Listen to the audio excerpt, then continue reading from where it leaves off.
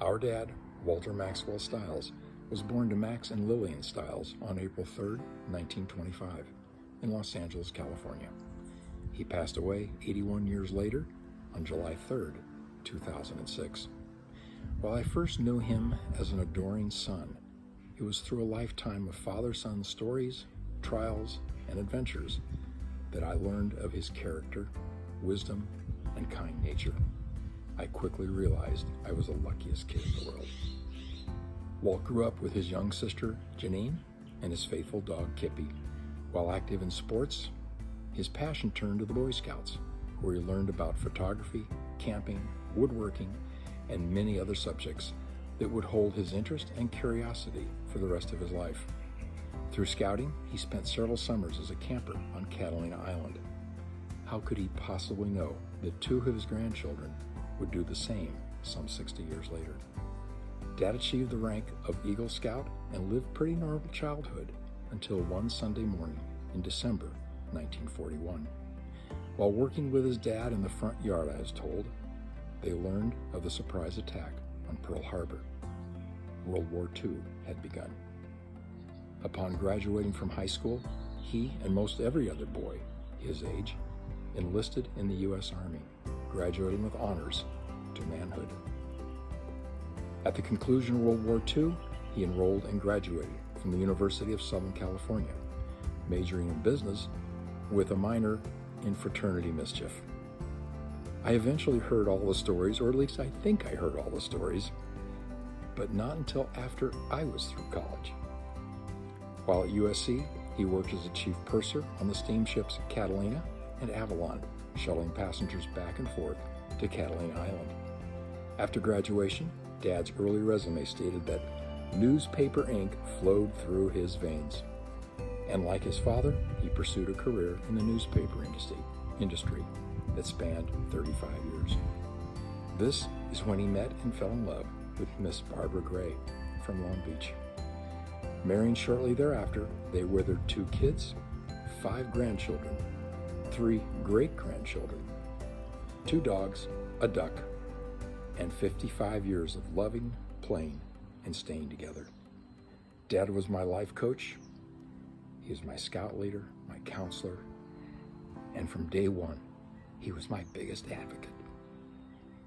He was my sister's dad too, and most importantly, he was our mom's husband and very, very best friend. Thanks for being my dad, Dad.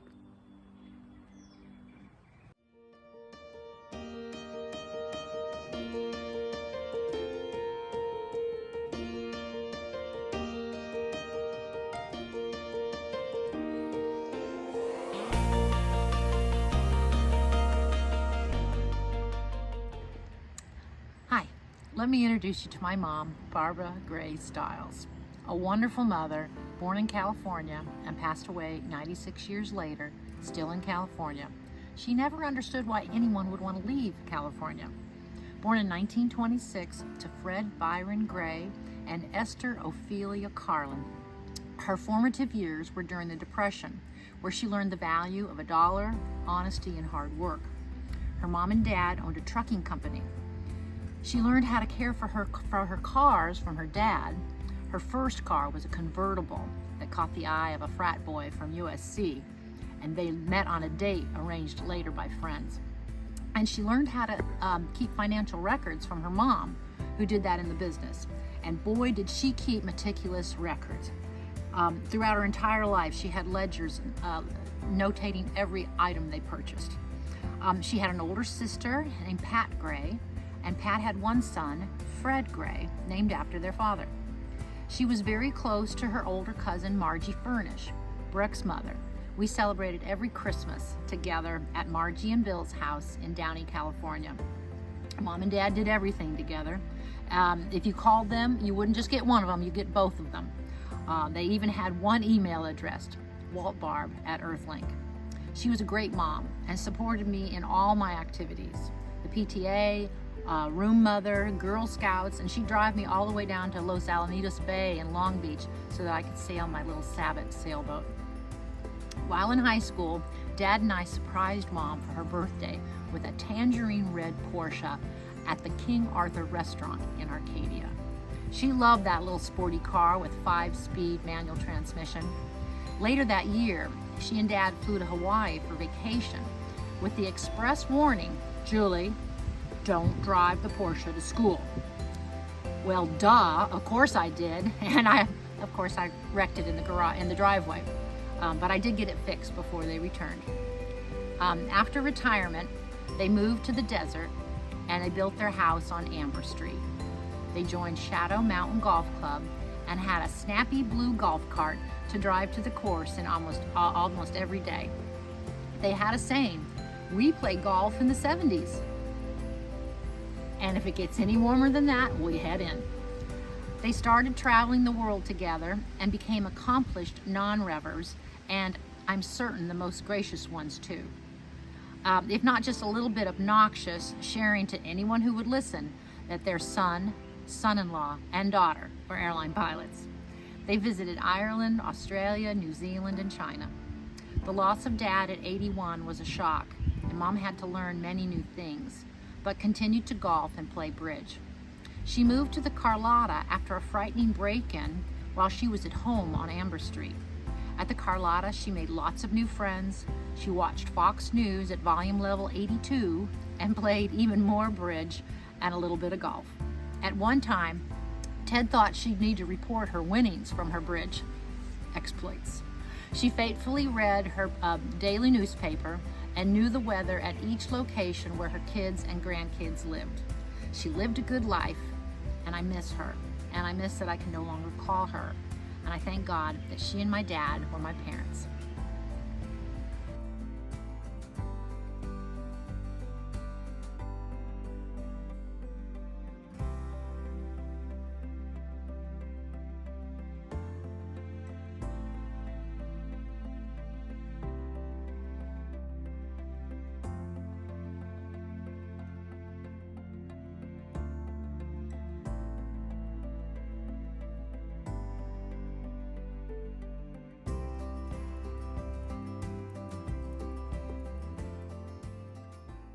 Forget it.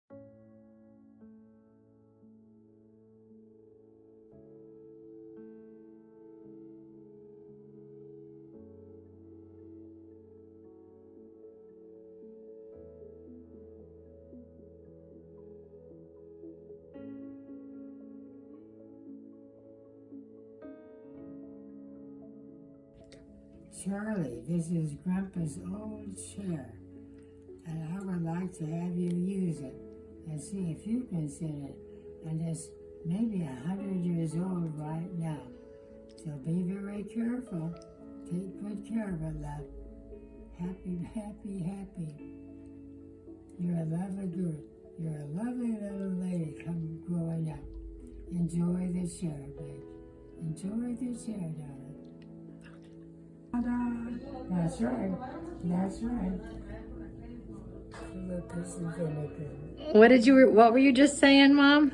Full of piss and vinegar, my little great grandbaby. You bet.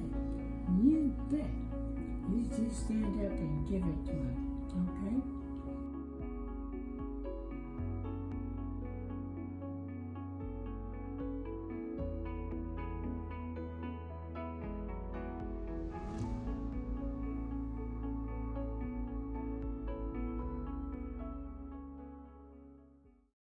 Ta-da!